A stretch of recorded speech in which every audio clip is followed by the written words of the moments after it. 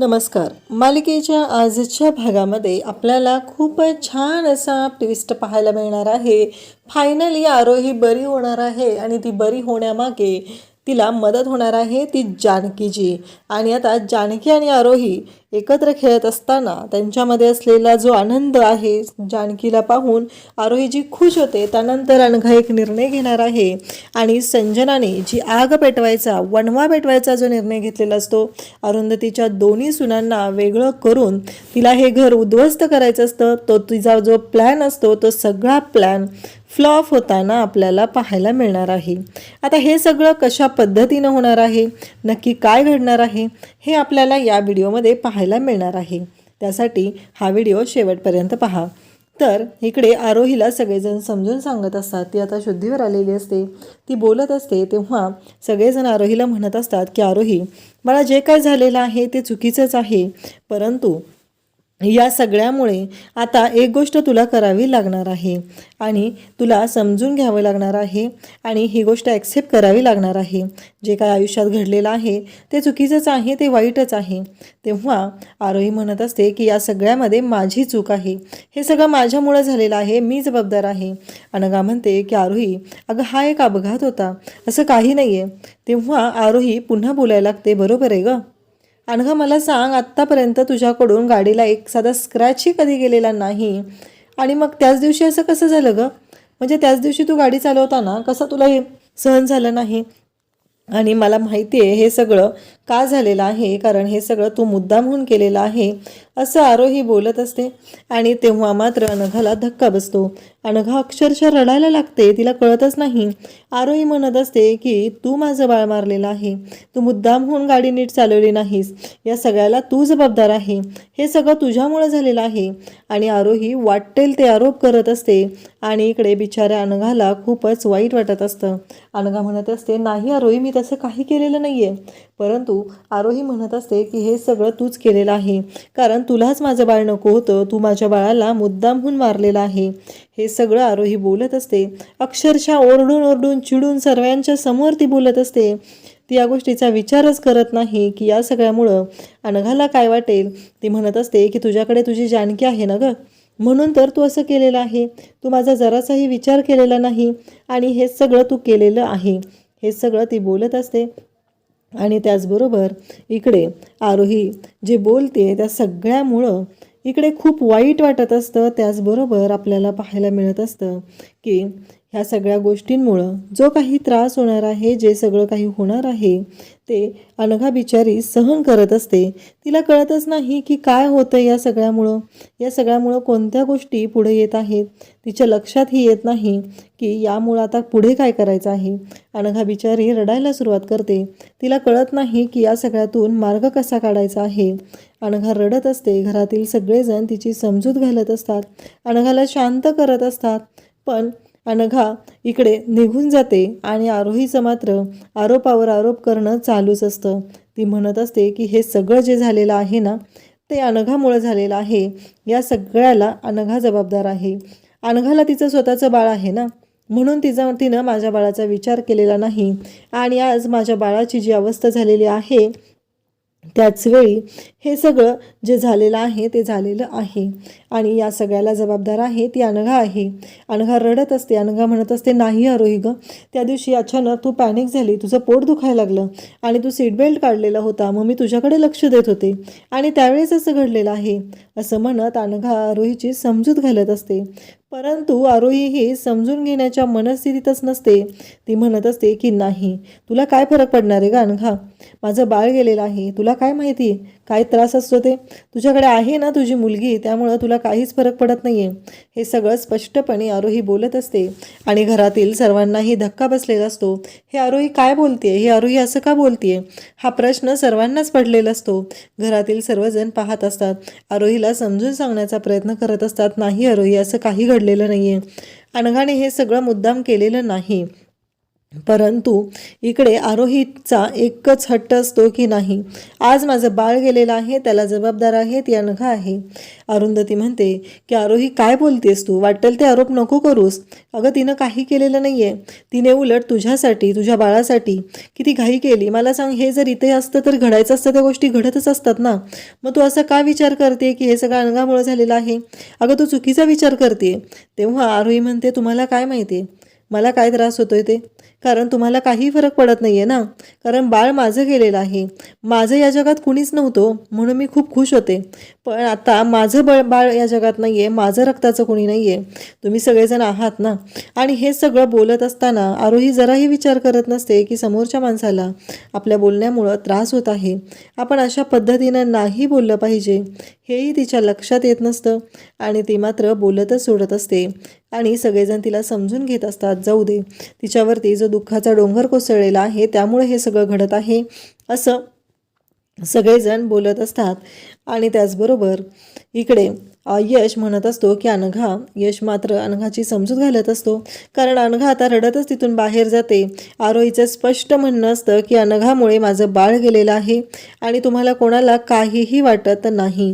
या भाषेमध्ये आरोही बोलत असते आणि सगळेजण पाहत असतात. सगळ्यांसाठी हा खूप मोठा धक्का असतो.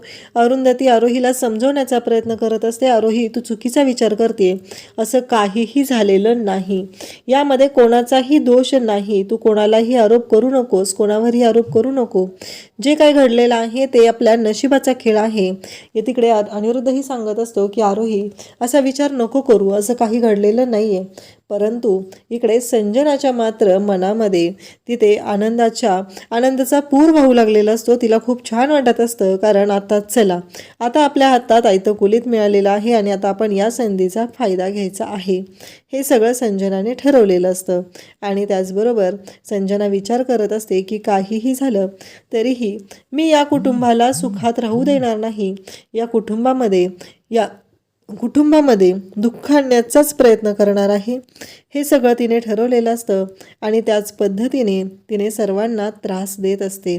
त्याचबरोबर इकडे यश आता तिथे थांबलेला असतो. घरातील सगळेजण बाहेर निघून जातात आणि अरुंधती आणि आप्पा सगळेजण यशला सांगतात की तू आराम कर आरोही, कारण तुला आराम करणं गरजेचं आहे, हा खूप मोठा धक्का आहे, हे आम्हालाही माहिती आहे.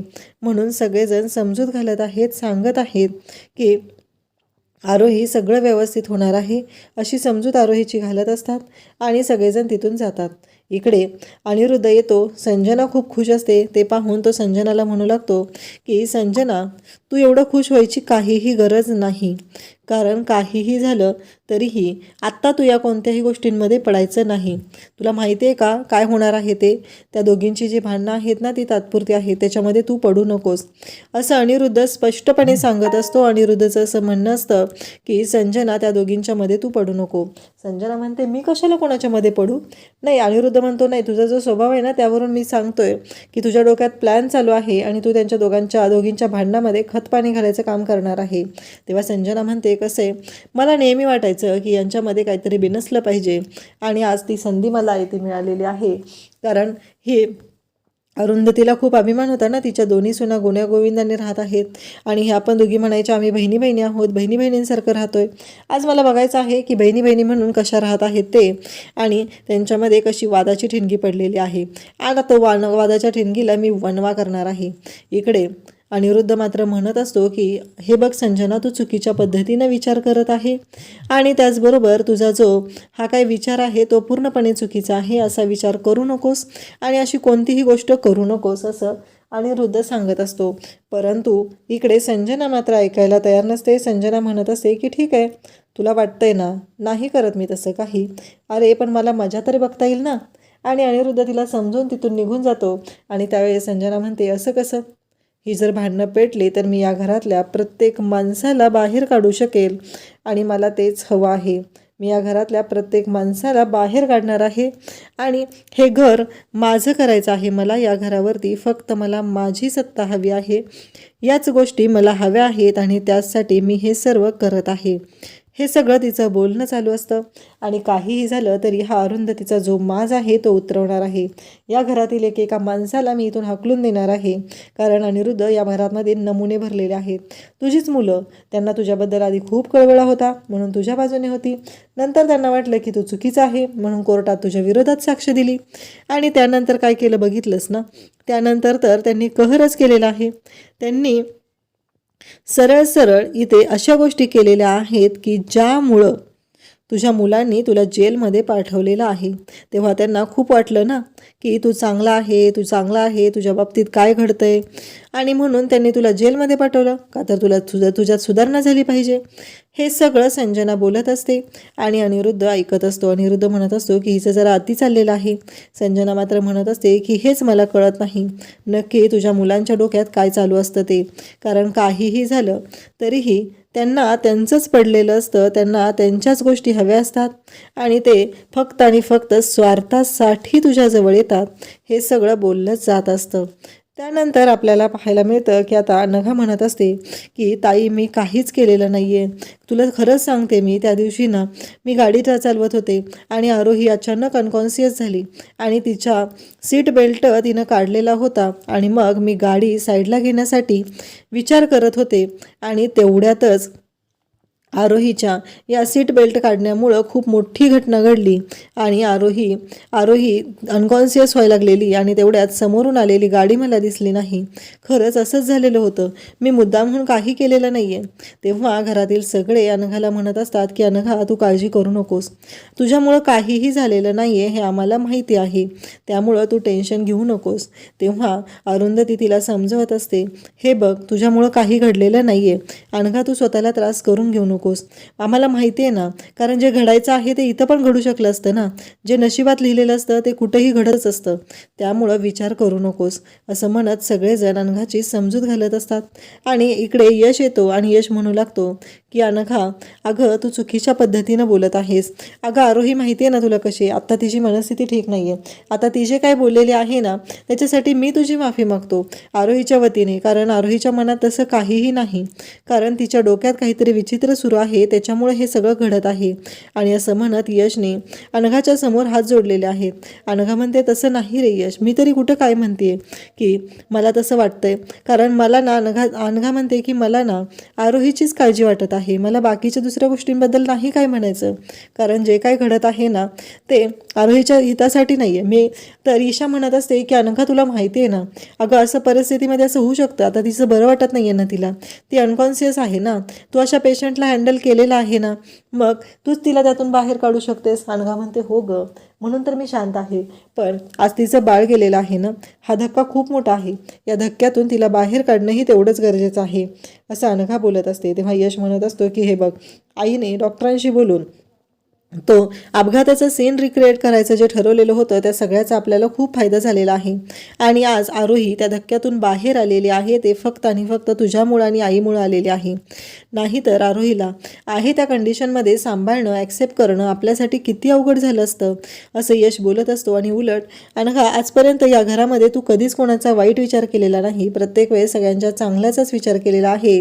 मला खात्री आहे तुझ्याकडून कोणतीही चूक घडलेली नाही, तू मुद्दाम काहीही केलेलं नाही. आरोहीच्या वतीने मी तुझी माफी मागत आहे असं म्हणत यश अनघाची माफी मागत असतो, हात जोडत असतो.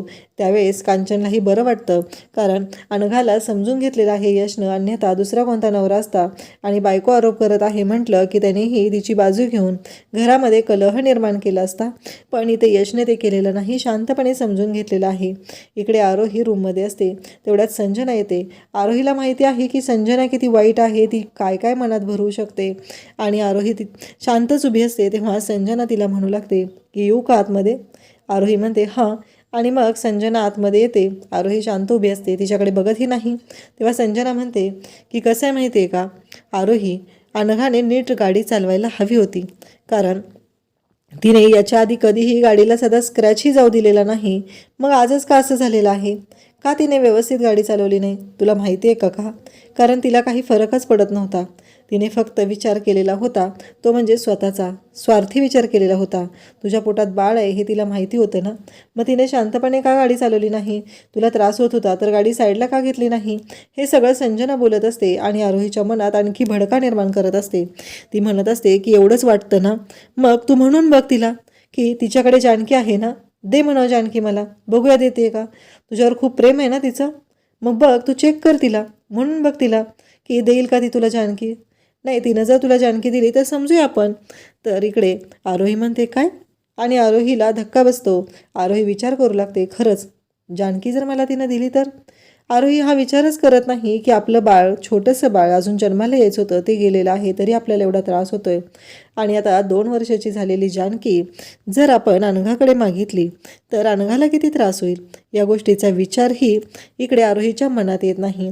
परंतु आता संजनाने आरोहीच्या मनामध्ये, आरोहीच्या विचारांमध्ये एक भूत सोडलेलं आहे, एक पिल्लू सोडलेलं आहे आणि त्या सगळ्याचा परिणाम होत आहे तो आरोहीच्या मनावरती. त्यानंतर आरोही विचार करायला लागते की आपण खरंच जर अनघाकडे तिचं बाळ मागितलं तर, अनघाकडे जानकीला मागितलं तर तिने जानकी देईल का मला? संजनाताई म्हणतायत तसं मी करून बघू का? जर खरंच तिने जानकीला माझ्याकडे दिलं तर किती भारी होईल ना. असे विचार आता आरोहीच्या डोक्यात आलेले आहेत. तर उद्याच्या भागामध्ये आपल्याला पाहायला मिळतं की आरोही किचनमध्ये असते आणि ती काहीतरी तळत असते आणि त्याच वेळी तिथे अनघा असते. अनघा म्हणत असते की आरोही मला तुझ्याशी बोलायचं आहे. तेव्हा आरोही म्हणते मला नाही बोलायचं, आणि हातातला झाऱ्या रागाने तसाच आरोहीच्या अनघाच्या अंगावरती झटकवते आणि त्याचवेळी अनघाच्या हातावरती ते तेल उडतं आणि अनघाला त्रास होऊ लागतो. घरातील सगळेजण धावत जातात. अनघाला काय झालं हा प्रश्न पडलेला असतो आणि सगळेजण धावत गेलेले असतात. आणि त्याचवेळी तिथे आरोही, अरुंधती, कांचन सर्वजण असतात आणि अनघाच्या हाताला भाजलेलं असतं. अनघा बिचारी रडत असते आणि आरोही तिथून निघून जाते. आणि त्यानंतर आपल्याला पाहायला मिळतं की अनघा आरोहीला बोलत असते, समजवत असते, पण आरोहीच्या या मूर्खपणामुळे अनघाला बिचारीला लागलेलं असतं हेही तिच्या लक्षात येत नाही.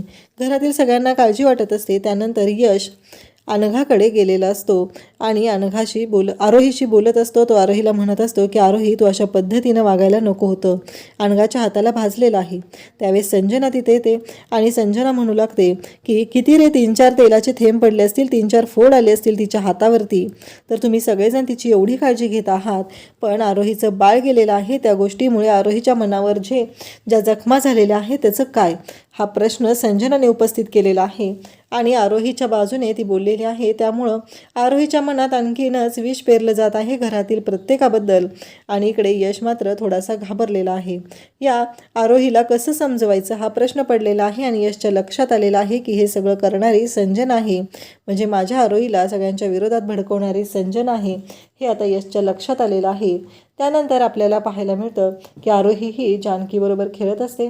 तेव्हा अरुंधती आणि अनघा तिला पाहत असतात आणि जानकीबरोबर आरोही खरंच खूप खुश असते. आरोहीला खूप छान वाटत असतं, तिच्याबरोबर ती आनंदात खेळत असते. आणि त्याचबरोबर आपल्याला पाहायला मिळतं की जानकी आणि आरोही दोघीजणी खेळत आहेत. हे पाहून अरुंधती म्हणते की आरोहीला या सगळ्यातून बाहेर काढेल ती फक्त आणि फक्त जानकीच. आणि आता दोघीजणीही हसत आहेत, त्यांना खूप छान वाटत आहे. म्हणजे आरोहीमध्ये जो बदल होत आहे तो पाहून जानकीलाही खूप आनंद झालेला आहे, इकडे अनघालाही खूप आनंद झालेला आहे. अशाच अपडेटसाठी चॅनलला सबस्क्राईब करा. थँक्यू.